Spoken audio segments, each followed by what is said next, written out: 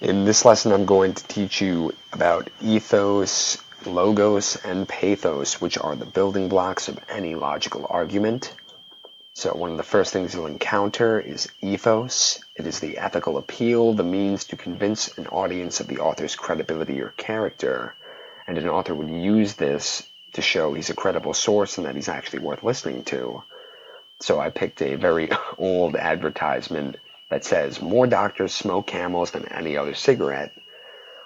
So they used ethos in this because they showed a picture of a doctor, which represents the symbol of health, someone you go to for health advice, someone whose opinion you trust that would lead you to make a healthy choice.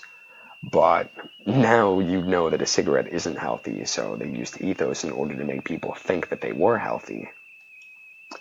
So another example would be, imagine that you've been accused of a crime that you didn't commit and you're looking for a lawyer to aid you in court. So think about which one of these individuals you'd pick to defend you. Think about why you chose that person. So I'm sure, like most people, you gravitate toward option one, being the reason he's smiling, he's young, he's dressed like a businessman, like someone you'd expect to be a lawyer.